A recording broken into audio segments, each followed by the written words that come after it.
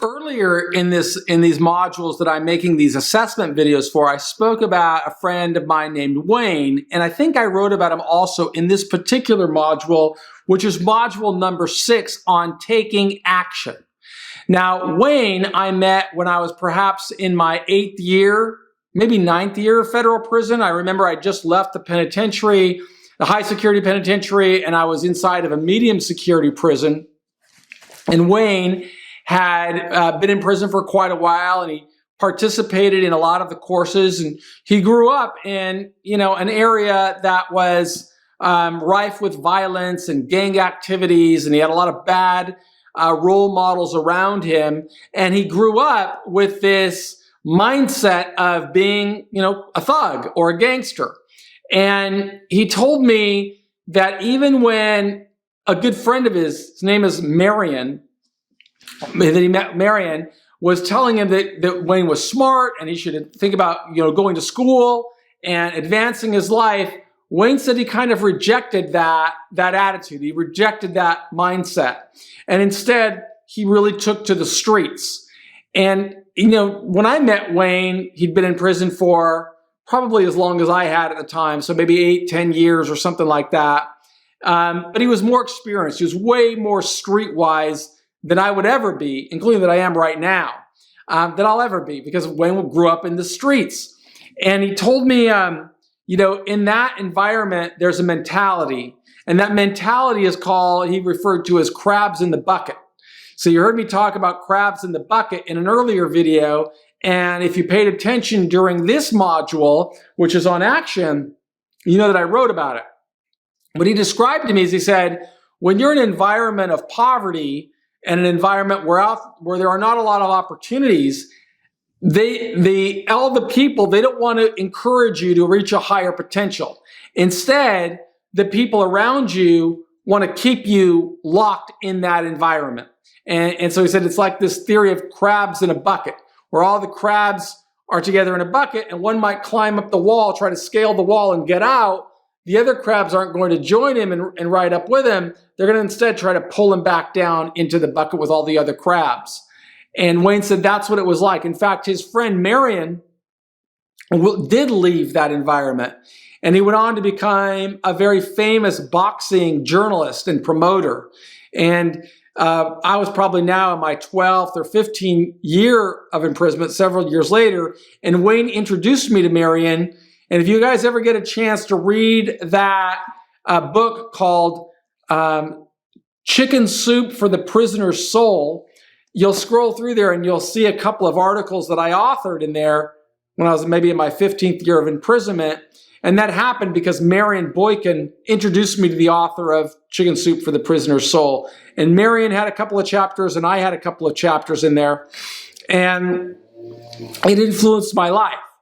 Well, there's a lot of lessons to be learned from Wayne, right? Wayne acknowledged in his story that while he was living in a difficult environment, he chose to choose the pathway of the crab that just stayed in the bucket. Whereas Marion, despite all the influences that were pulling him down, he took action steps. And Marion wrote about those action steps in that book, about what does it mean to be a man. And he didn't recognize being a man in the same way that many people in jail and prison recognize it. He recognized being a man as being able to provide for your family, being certain that you're never going to be taken away, being certain that you're always going to be living a life of meaning and relevance and dignity. And those are real principles that I think all of us can learn from.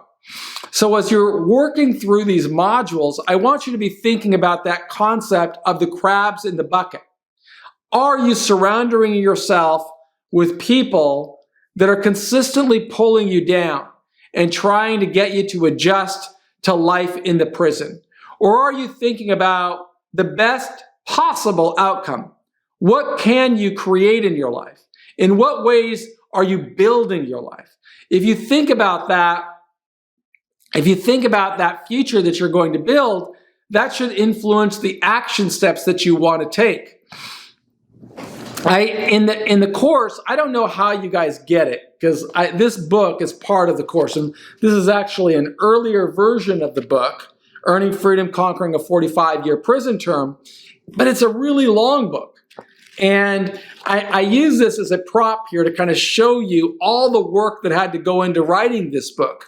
What is all of that work, and how did all of that work start? What inspired it? Because I was probably in my 23rd, 24th year when I started to write that book. I still had a couple of years to go before I would finish my sentence. And I always remember, I think I wrote about it in one of the chapters, but it's been a long time since I wrote that book, so I'm just going to tell you what I remember. I remember being in the visiting room. I was visiting with my wife, and when always after the visiting room, I'd make sure I'd call home to make sure that my wife got home okay. And I called home, it was a Friday, and she asked me if I knew Joan Petersilia. I think that's what happened, because she'd gotten a letter in the mail from Joan Petersilia. And the truth is that I, of course, knew Joan Petersilia, because she'd been somebody who inspired me when I was in prison. At the very earliest years of my prison term, I remember writing a letter to her, writing several letters to her. She was one of those people that I would reach out to because I read an article that she wrote. And she used to write about things like rehabilitation programs and the importance of education in prison. And she was, at the time, I think, affiliated with Harvard University. And she used to work together with another guy that influenced me named John DiUlio, who was a Harvard guy before he went to Princeton. But they used to write about the prison system all the time, where John DiUlio was always really very hard and writing about taking away things in prison. Joan Petersilia was really just the opposite, and writing about the need to bring more education into prison, recognizing that people in prison were people, in many ways, like me, people that didn't pay attention to education as children, and people that made decisions that put us into problems. So when I got that information from my wife that Joan had written to me and wanted me to write a chapter for her book about why my adjustment in prison was different from other people, she didn't know that I had reached out, wrote her many letters that went unanswered. But she was a famous professor and a famous author, so I never take offense at it. What the salient point is by taking action while I was in prison and sowing a lot of seeds, opportunities opened. So she invited me to write a chapter for a book she was writing. And that book was going to be an anthology. An anthology is many authors are contributing to the book. Well, every other author there were distinguished academics and professors and even leaders of prison systems and parole systems. So by writing to her, I was taking an action step very early, but the result didn't come for decades later, when she invited me to write a chapter for her book. And then by writing a chapter for her book, it got distributed to many places around the world, many places around the country. And that exposed me and opened new opportunities. When I got out of prison in August of 2013, I had a job waiting for me at San Francisco State University. Well, that job opened up not because of anything I did when I got out of prison, but rather because very early in my prison sentence, I learned how to reject that mindset of the crabs in the bucket theory that Wayne wrote about. Because I was just like everybody else. I was locked inside of a prison, and I had all that negative energy pulling me down. But instead of succumbing to that negative energy, I focused on what I wanted to become. And I took the necessary action steps to grow and become something more. And those action steps really opened new opportunities. You see me looking to the right because I'm distracted by gardeners that are outside my window. But the point is that I want you to be thinking about, what are you going to become? What does your future look like? Is it going to be what other people say a person in prison can become, such as a gardener? Nothing wrong with being a gardener, but if you're a gardener, you've got certain limitations. Now, if you own a gardening company, maybe those limitations go away and you can become extraordinarily successful. But the decisions you are making right now are going to influence what you become. Every opportunity that opened for me was available to every other person in prison. Just like there are people in your environment that are either going to achieve a high level of success when they get out, or they're going to follow the path that falls for most people in jail and prison. And that path, sadly, is a life of difficulty and challenge, not only for you, not only for the person in prison, but also for the family members.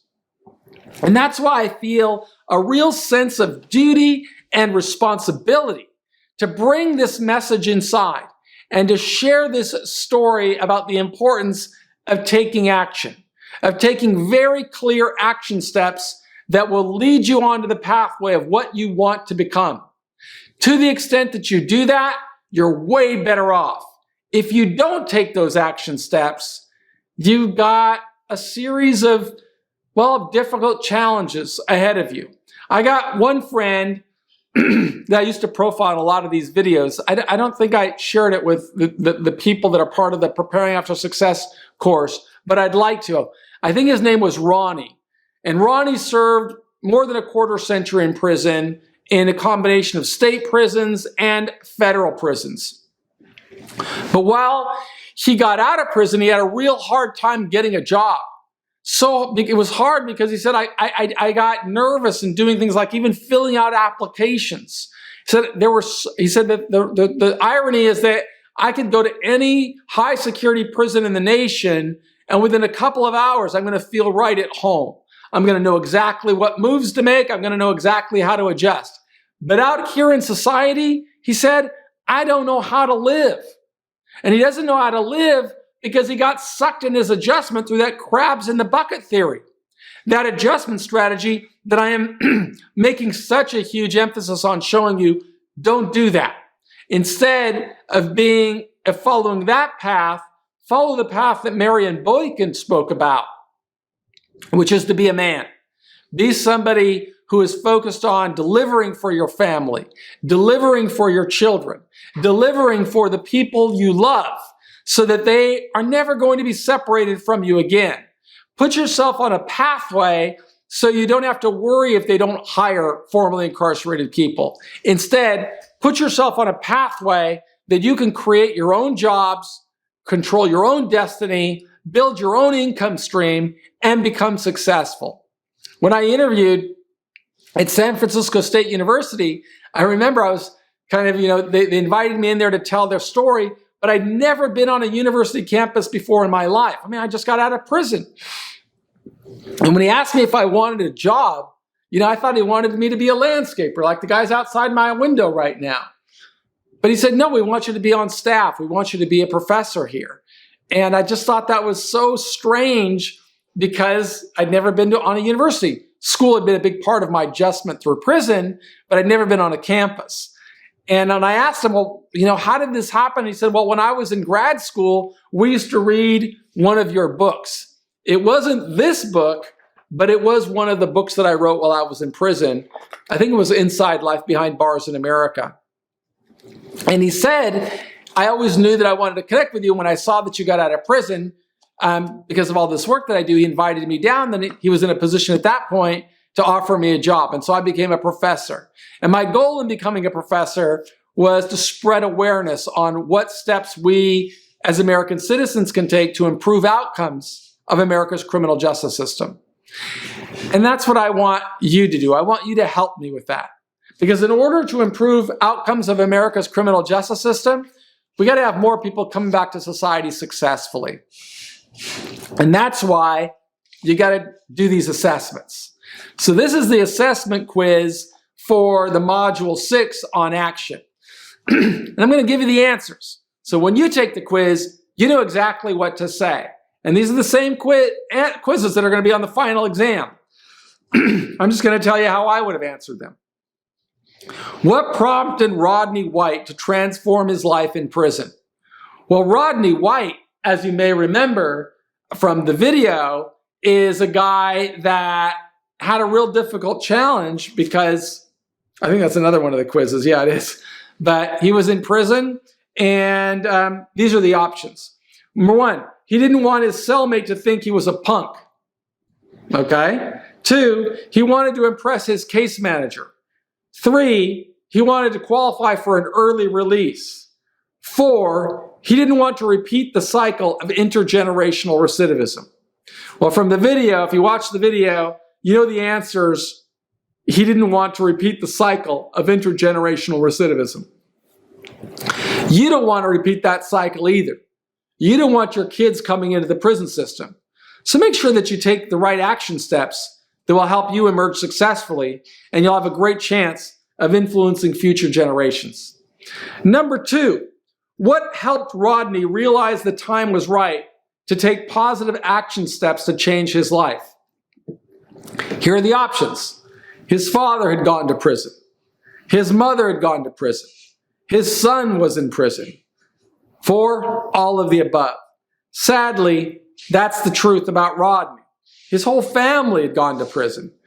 And as he wrote about it in the video, or as he told us in the video, it got a little bit sad in the end because just as he got out of his prison, his daughter was on her way to prison.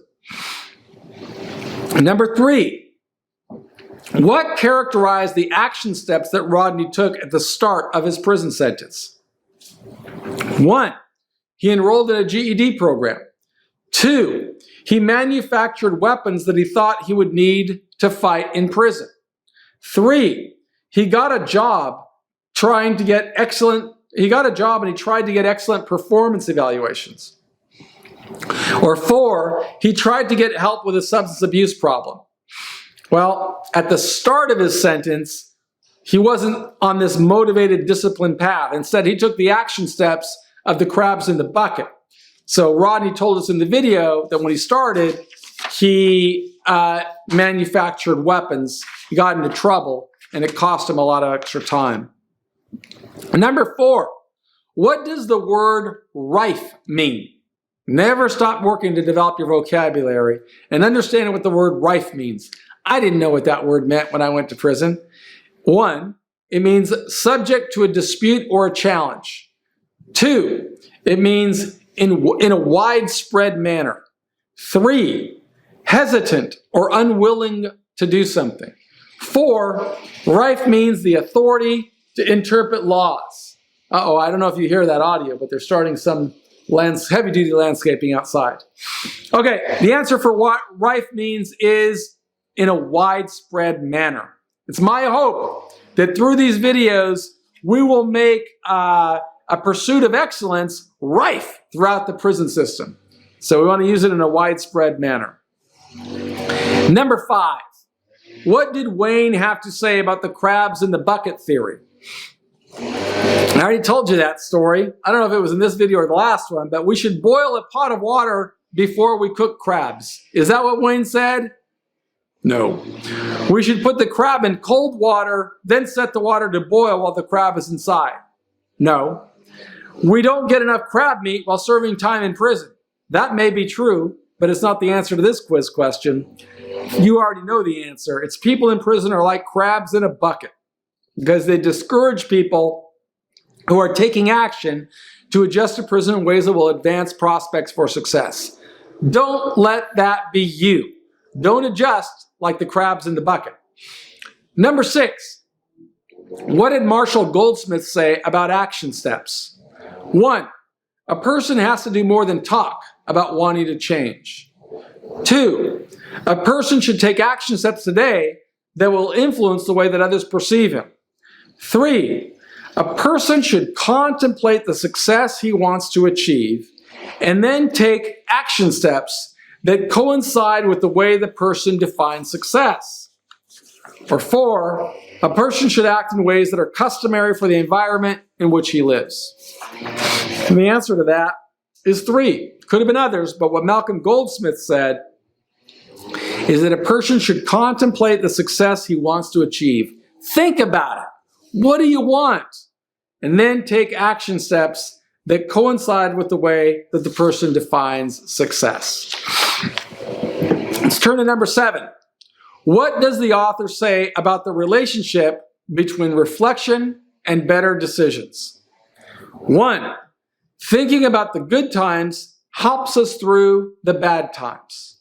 2, by thinking about past decisions, we see a connection to where we are today, and we see how to make decisions that will advance prospects for a better future. That's the right answer. Here are 2 more wrong answers. It's best to forget about the past because we can't do anything about it. And 4, while in prison, don't think about the outside world. This should be self-evident how to answer that question. Number 8, what does the word equanimity mean? It's a big word, college level word. A, displeasing and harsh statements. B, having a tendency toward kindness and gentleness. C, mental calmness in a difficult situation. D, to provide an example of something. The answer to that question is equanimity means mental calmness in a difficult situation. Remember that. You're in a difficult situation. Keep your equanimity, keep your balance, keep your peace, and you'll make better decisions. Number 9, why do small action steps that align with our values and goals lead to new opportunities?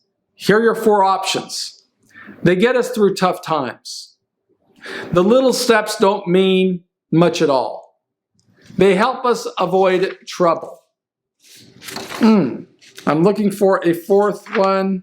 And there it is here. They show our commitment to triumphing over the challenge of our current predicament and the deliberate path we're on to prepare for success. And that, my friends, is the correct answer. And that leads to the final question on the quiz for today. When is the best time to start taking action steps that would lead to success? Think about your future when you're closer to release. Option number 1, off. Number 2, tell others that you're going to succeed, but don't make any changes until later so no one will think you're soft. Don't pursue that path. 3, start taking action steps when the system starts giving you more incentives. Forget about that. Forget what the system offers you. The reason you got to start taking action steps is the answer is number 4. The best time to take action steps that lead to success is today.